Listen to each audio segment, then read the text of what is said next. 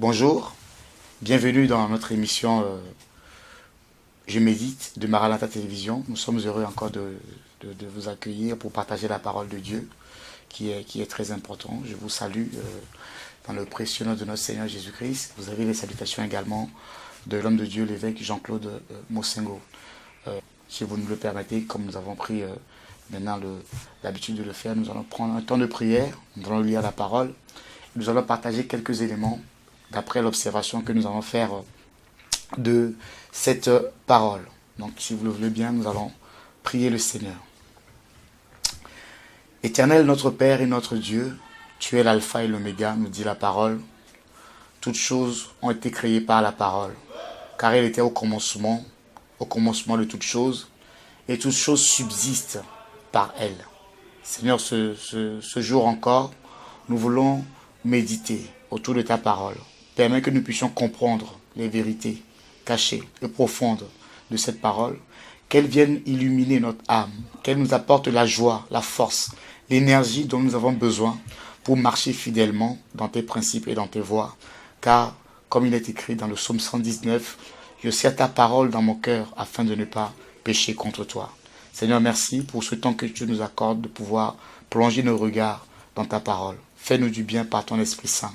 Au nom puissant de ton Fils Jésus, nous disons Amen. Voilà, donc le texte de ce jour se trouve dans le livre de l'Évangile selon Jean, chapitre 9.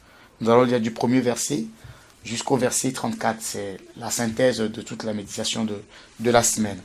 Donc je vais procéder à la lecture de ce texte rapidement. La Bible dit ceci. Jésus vit, en passant, un homme aveugle de naissance. Ses disciples lui firent cette question. Rabbi, qui a péché, cet homme ou ses parents, pour qu'il soit né aveugle? Jésus répondit, ce n'est pas que lui ou ses parents aient péché, mais c'est afin que les œuvres de Dieu soient manifestées en lui. Il faut que je fasse, tandis qu'il est jour, les œuvres de celui qui m'a envoyé.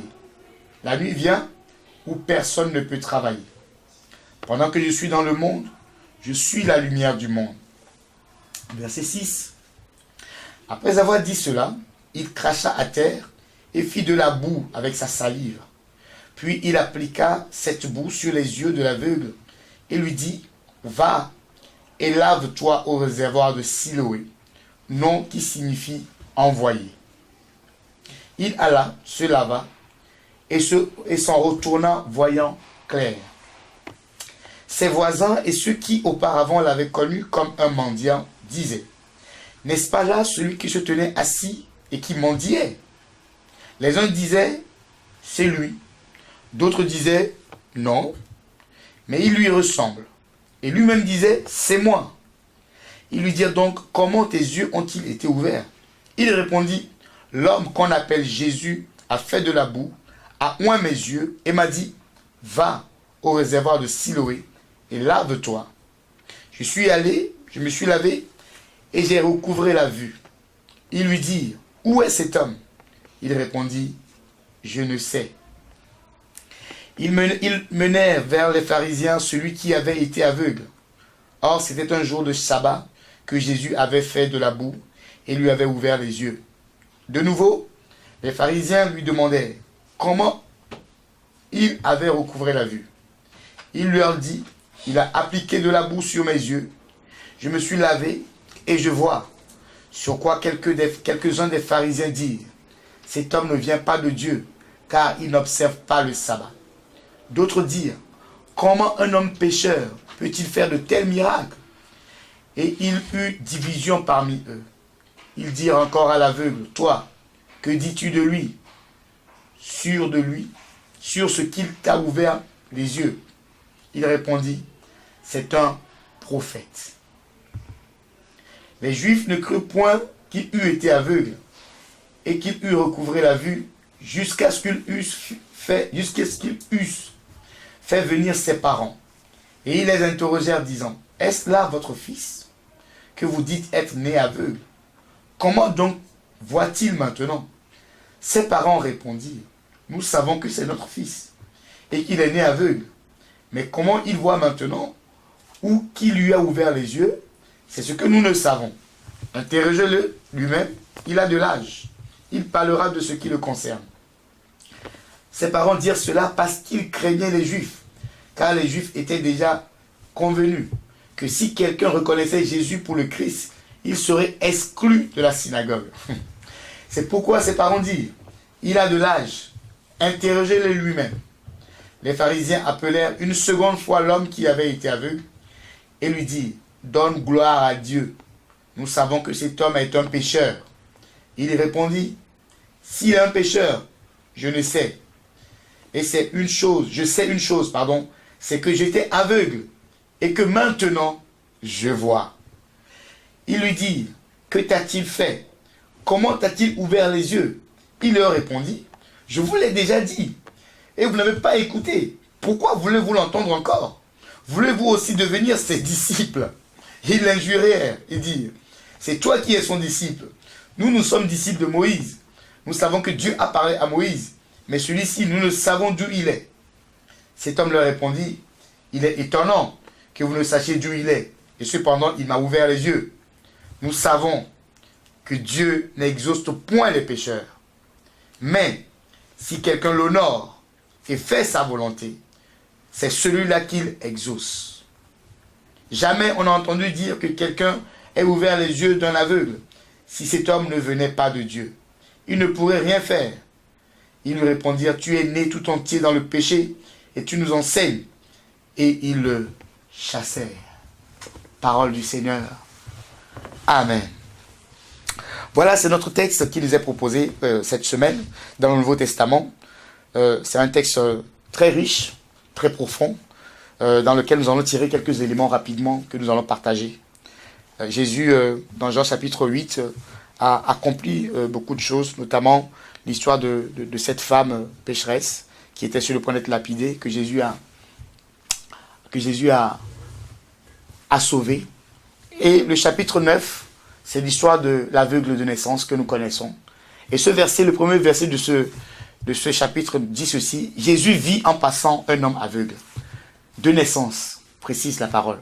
C'est le premier élément que je voulais partager. Et toute la mission de Jésus peut se résumer dans ce verset, en fait. Dans ce premier verset, dans la mesure où Jésus voit, en passant, un homme qui ne voit pas. En d'autres termes, c'est comme si on peut dire, Jésus, qui est guéri, qui a tout ce qu'il faut, voit la maladie de l'humanité, voit les infirmités de l'humanité, et c'est pour ça qu'il est venu. La Bible dit, de riche qu'il était, il s'est fait pauvre, afin que nous qui sommes pauvres, nous devenions riches en réalité. Donc, dans ce premier verset, nous voyons que non, le Seigneur qui a tout, qui a la vue, voit en passant un homme qui est aveugle. Et il ne peut pas rester insensible à cela. J'aimerais encourager quelqu'un dans ce premier verset en disant que le Seigneur voit toutes les situations que nous sommes en train de traverser. Il n'est pas insensible à ce que nous sommes en train de vivre. Et c'est pour ça qu'il est venu mourir à la croix. Et quand il a vu cet homme qui est aveugle, né depuis sa naissance passée, il n'est pas resté insensible. Il a commencé, d'abord ce sont les disciples qui ont commencé à s'exclamer, mais le Seigneur savait très bien ce qu'il allait faire. Les disciples ont posé une question, est-ce que c'est de la faute des parents? D'où vient cette maladie? Pourquoi est-ce qu'il est né aveugle? Ce sont les questions que nous pouvons nous poser. Pas plus tard qu'hier, je regardais une émission sur les conséquences du virus Zika, sur les enfants qui sont nés avec une déformation au niveau de leur tête. La tête ne se développe pas et le cerveau de ces enfants ne pourront pas se développer. Et quand je voyais cette émission, ça me ramenait à la méditation que nous avons fait quelques jours auparavant. Je me disais, oui, quand on voyait ces enfants, on peut se dire, mais qu'est-ce qu'ils ont fait? Ils sont nés avec une malformation. Ils sont nés avec une déformation. Quel mal ces enfants ont-ils fait? Mais en réalité, comme le Seigneur a donné la réponse aux disciples, c'est afin que les œuvres de Dieu soient manifestées en lui. Donc nous comprenons par là que tout ce qui nous arrive, en bien ou en mal, c'est pour que la gloire de Dieu se manifeste. C'est afin que toute la gloire revienne à notre Père. Voilà pourquoi le Seigneur a précisé en disant que c'est afin que les œuvres de Dieu soient manifestées en lui. Et il continue à donner un enseignement en disant que il faut que je fasse tandis qu'il est encore jour. Je veux encourager quelqu'un à ne pas baisser les bras. Parce que le jour est encore là. Tant que nous sommes sous la période de la grâce, tant que le Seigneur n'a pas encore enlevé l'Église, tant que l'Église n'est pas encore partie, la grâce est encore présente. Cette grâce, c'est le jour dont le Seigneur parle ici. C'est l'occasion de pouvoir crier à l'Éternel.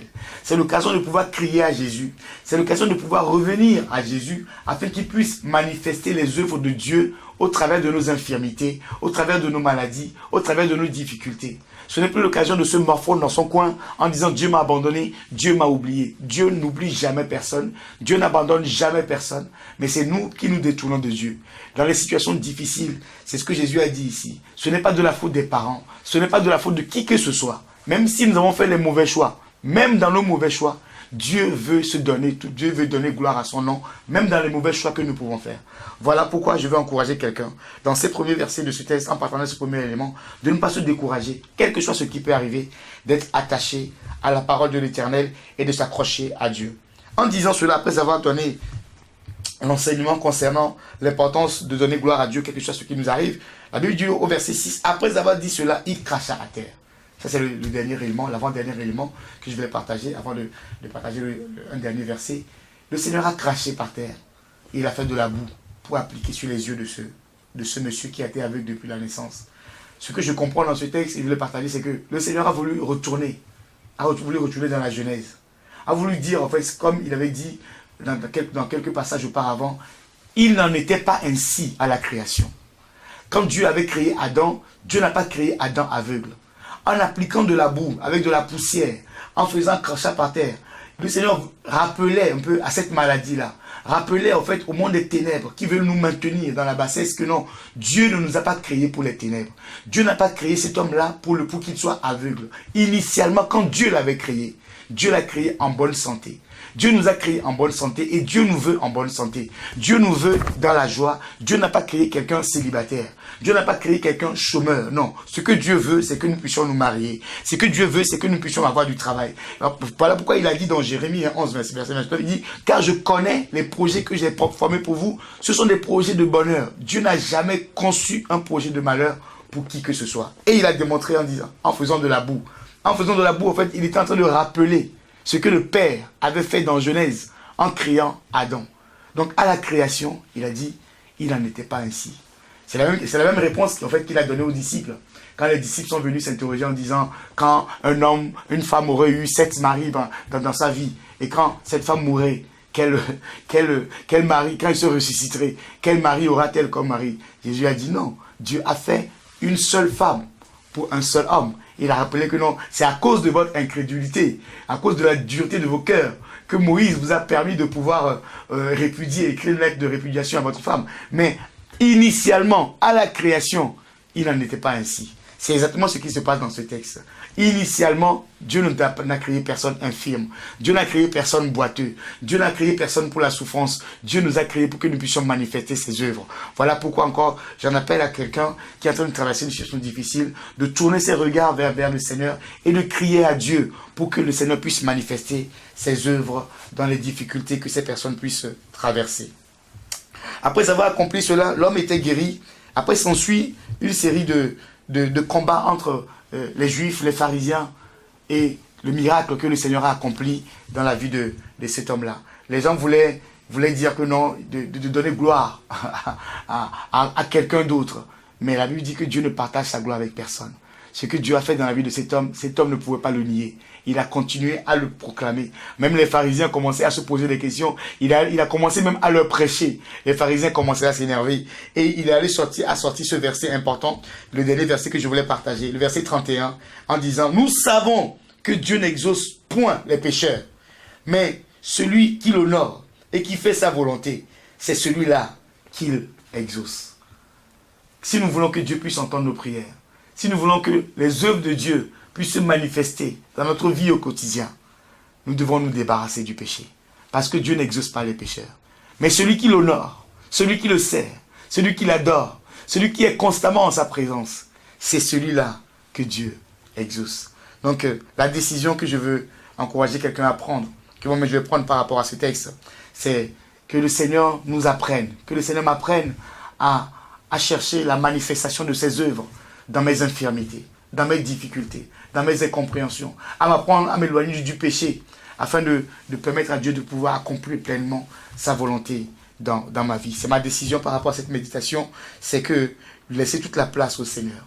Même si il y a des choses que je ne comprends pas, des maladies qui sont des maladies ancestrales, qui sont des choses héréditaires que je ne comprends pas, mais que je puisse savoir que c'est afin que les œuvres de Dieu puissent se manifester dans ma vie et que je puisse apprendre à m'éloigner du péché pour que Dieu puisse exaucer mes prières.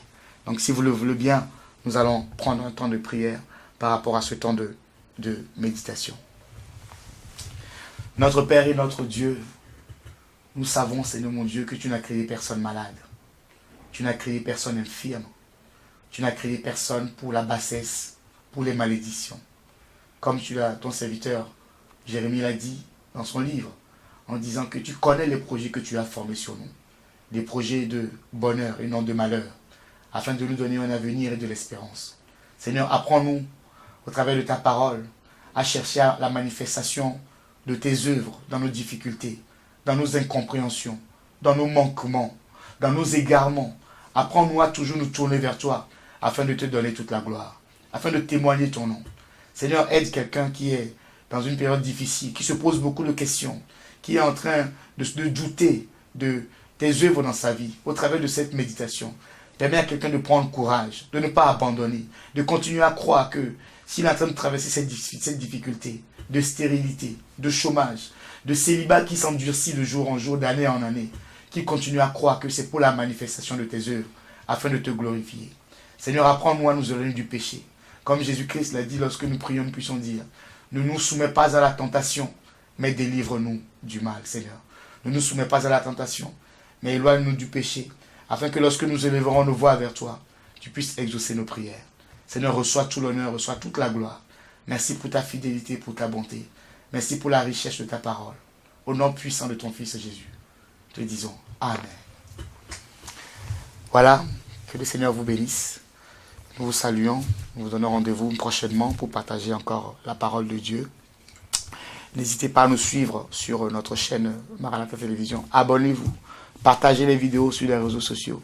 Il vaut mieux partager cette vidéo-là que de partager d'autres vidéos qui n'honorent pas Dieu. Je pense que la parole de Dieu est la lumière dont le monde a besoin. Soyez bénis. Bonsoir chez vous et vous avez les salutations de l'homme de Dieu ainsi que de toute la communauté Maranatha. Soyez bénis. À très bientôt.